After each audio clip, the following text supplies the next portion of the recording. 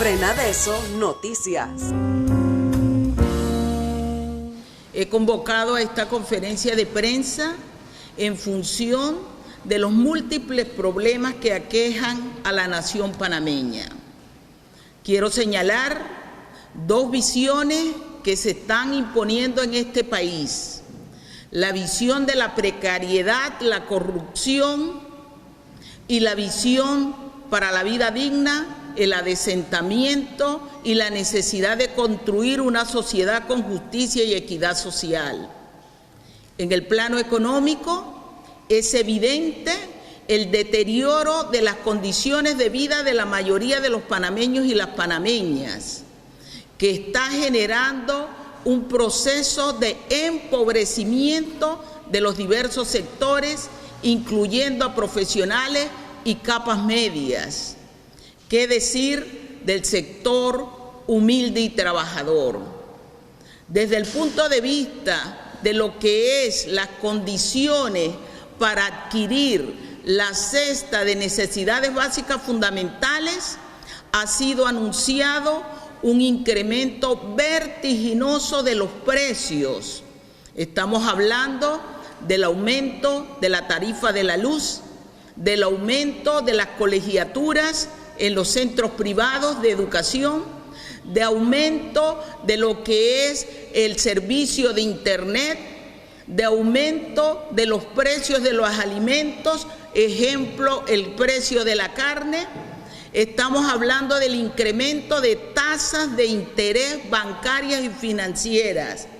Indudablemente, ello coloca al pueblo humilde y trabajador en una condición de desesperanza, en una condición de crisis para poder resolver sus necesidades fundamentales de vida. Estamos frente a un gobierno que es indolente frente a los múltiples problemas nacionales y sociales. Estamos hablando de un gobierno que no ha resuelto el problema del empleo, que no se gestionan nuevas fuentes de empleo, pero que sin embargo insiste en no reconocer y respetar los acuerdos de la Mesa Única de Penonomé. Se trata de una política que asfixia a la mayoría de la población panameña, una política que desdice del bienestar humano. Estamos hablando de un 10% de desempleo en este país, de casi un 60% de informalidad laboral si consideramos los tres sectores de la economía.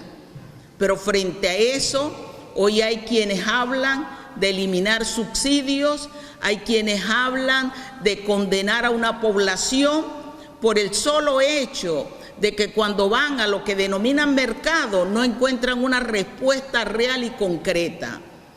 ¿Qué quieren? ¿Profundizar la crisis económica para las mayorías? ¿Reducir el poder adquisitivo? Ya la OIT decía que el 26% del poder del salario ha sido reducido. Y cuando hablamos de desempleo, informalidad e inestabilidad, eso suma de manera negativa al tema de la seguridad social, al tema de las pensiones de invalidez, vejez y muerte, a los cuales insisten en privatizar fondos, en imponer medidas paramétricas, en crear cuentas individuales. Hoy el 45% de los pensionados son pobres. Hoy, con las medidas que está planteándose en aquellos que dicen que están preocupados por el diálogo de la Caja del Seguro Social y que lo entienden como un diálogo de yo con yo, están planteando reducir pensiones, aumentar edad de jubilación. No solo estamos condenando a la edad adulta mayor, a la población en edad adulta mayor, estamos condenando a la juventud, a una juventud que sufre el 20% del desempleo, que le estamos diciendo que no hay fuentes de empleo estable, 20% está en desempleo, y de los que están empleados, 33% solo cotizan a la Caja de Seguro Social. Es decir, es una población que no se va a jubilar.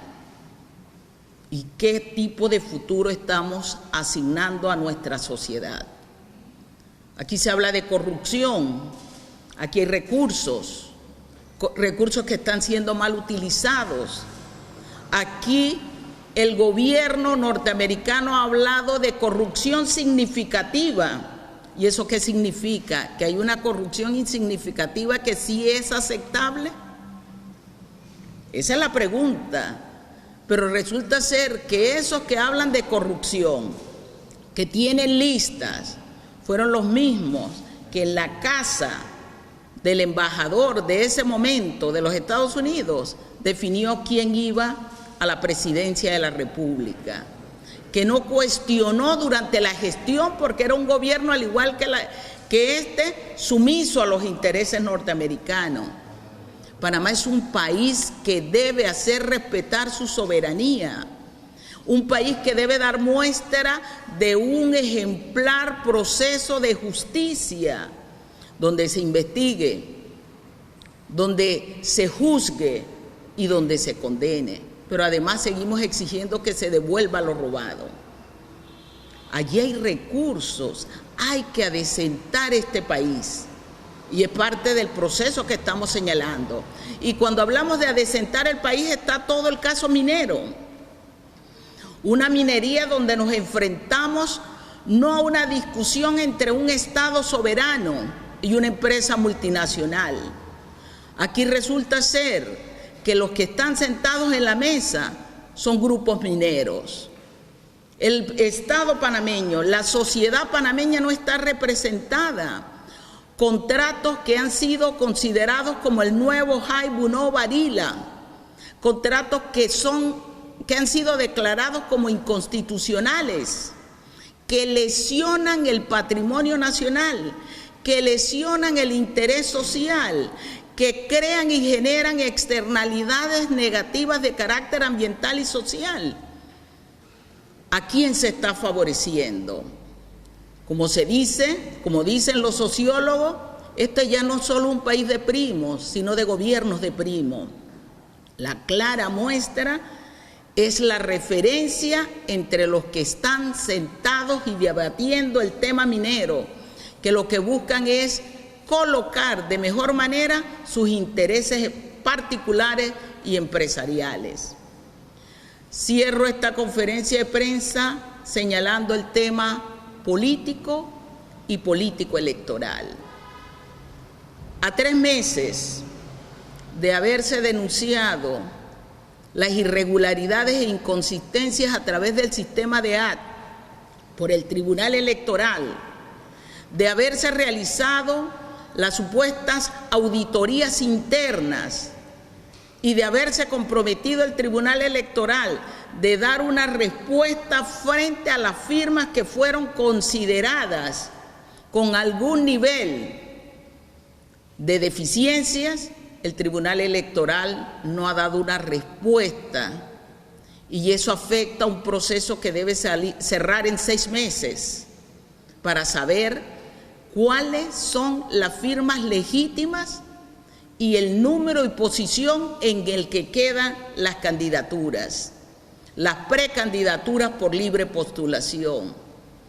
No hay transparencia, no hay una certeza de la información. Aquí se emiten cada día, en cada momento, nuevas resoluciones frente a un proceso electoral que está a las puertas en el 2024.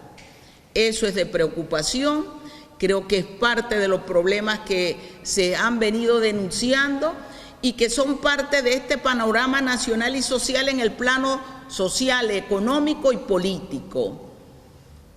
Ese es mi mensaje, mi preocupación. Nosotros llamamos e insistimos en los siguientes puntos.